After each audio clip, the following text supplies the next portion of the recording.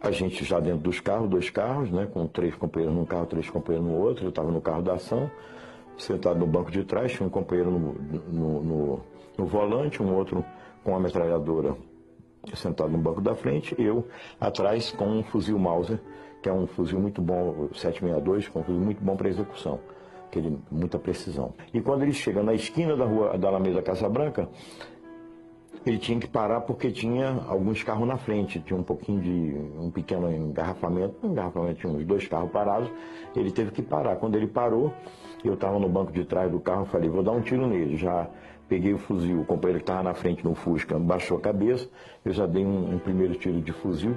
Não acertei de cheio porque eu sou destro, eu atiro nessa posição. Como eu estava atrás no Fusca, eu tive que inverter e atirei assim. Então pegou de cabeça aqui no occipital dele, mas já começou a sangrar. Ele abre a porta do carro e sai do carro. Nós saímos, só o motorista que não sai, porque o motorista tem que ficar ali assegurando a fuga. Saímos eu e o outro companheiro, ele sai com a metralhadora, eu saio com o fuzil. Ele saiu correndo em direção à feira. E nós fomos, o companheiro metralhando ele, e eu acertando 1, 2, 3, 4, acertei 3 tiros nas costas dele, e o companheiro com a metralhadora acertou vários. Aí de repente ele caiu, e quando ele caiu eu me aproximei, e com a última bala a gente sempre dá o chamado tiro de misericórdia, que é para saber que a ação realmente foi cumprida até o fim. Confirmo que recebi uma proposta do general-comandante do Exército de Havana, Arnaldo Ochoa. Confirmo e tenho testemunhas disso. Ele tinha uma história muito rica de vida, ele tinha sido da coluna do Che Guevara. Ele foi, aliás, alfabetizado na coluna guerreira do Che Guevara na Serra Maestra. Um dia, exatamente, de noite, já bem tarde, já devia ser já um começo de madrugada, no quartel-general do Exército de Havana, ele me expõe. No mapa, ele me expõe um plano. Ele diz o seguinte, olha só, Clemente, se a gente pega aqui um barco, a gente sai de Cuba, a gente faz isso aqui, a gente consegue chegar na embocadura do Rio Amazonas sem ser detectado por ninguém, porque eu conheço os caminhos, eu já estive na Venezuela, você sabe disso, eu tenho como fazer isso.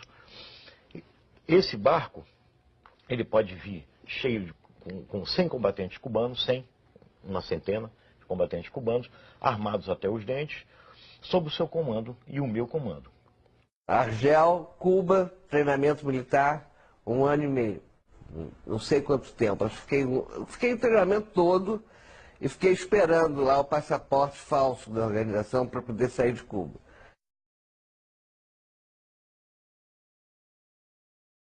Alguma ação contra alguma autoridade militar? Chegamos a planejar, participei do planejamento, e chegamos inclusive a realizá-las.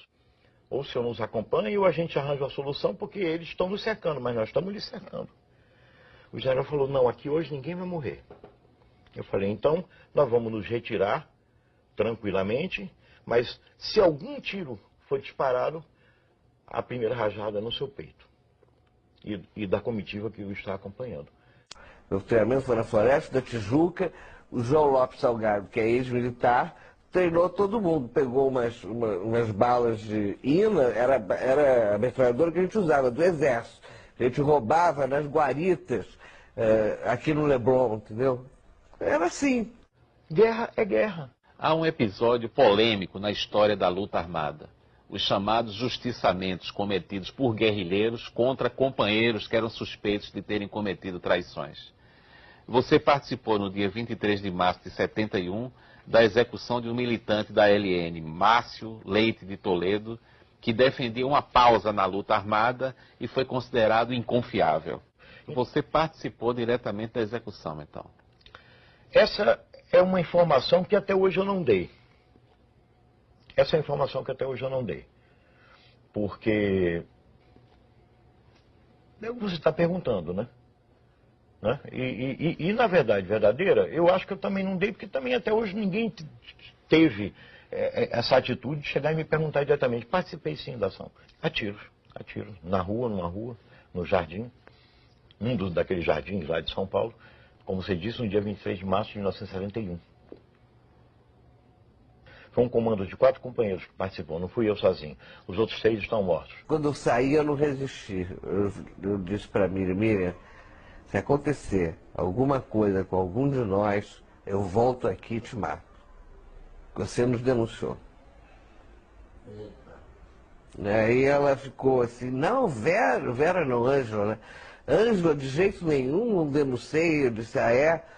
Empresário dinamarquês radicado no Brasil, Henning Albert Boysen, foi executado na rua Barão de Capanema, nos Jardins, em São Paulo, na manhã do dia 15 de abril de 1971.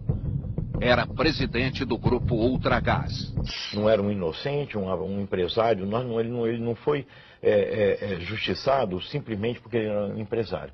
Ele foi justiçado porque ele era um quadro do sistema, ele era um quadro direto da repressão.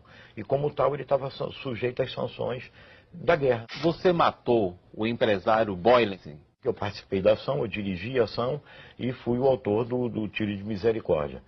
E pegou o dinheiro todo, o cara morava na Nacional Copacabana, a gente pegou dólar, ele tinha dólar que não era normal, escondido, joias e quadros, peças de arte, quadros de arte, a gente levou tudo. Em 69, antes do sequestro do embaixador americano, a gente muda a linha. E quem escreve essa linha sou eu e o Franklin Martins. Se os caras não aceitassem a troca, nós executaríamos ou não o embaixador? Essa pergunta foi feita para mim no CNMAR, no intervalo de 2 sessões de porrada. Essa pergunta, babaca. Eu não tenho dúvida nenhuma. A decisão era de executar. Você pode chegar e dizer, podia na hora o cara tremer, bom, mas a decisão era de executar. Aí já um movimento não mais estudantil, um movimento social de tomada do poder, é isso que nós queríamos, e transformação daquilo em socialismo, e que nós não éramos exatamente contra a ditadura, nós éramos contra a ditadura militar burguesa, mas nós éramos a favor da ditadura do proletariado. Isso ninguém diz. Todos os principais ex-guerrilheiros que se lançam na luta política costumam dizer que estavam lutando pela democracia. Eu não tenho condições de dizer isso. O programa político que nos movia naquele momento era voltado para uma ditadura do proletariado. Então você não pode voltar atrás, corrigir o seu passado e dizer, olha, naquele momento eu estava lutando pela democracia. A luta armada naquele período não estava visando a democracia. O caso de Cuba, por exemplo, o presidente da República comparou os presos políticos cubanos a delinquentes comuns de São Paulo, que é um equívoco. Cuba é uma ditadura, os presos políticos de Cuba estão resistindo com dignidade e mereciam um respeito do Brasil que o presidente não expressou. Eu não tenho nenhum sentimentalismo a respeito do passado nem a respeito de Cuba. Essa aura romântica que envolve a Revolução Cubana, para mim, já se dissipou. Hoje, eu continuo sendo um socialista, portanto de esquerda, né?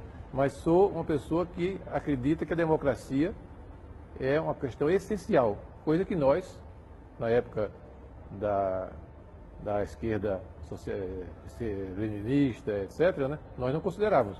Nós achávamos... A democracia como sistema ideal? Não, nós éramos pela ditadura. Do proletariado? Do proletariado. Nós éramos contra a ditadura militar, mas éramos a favor da ditadura do proletariado.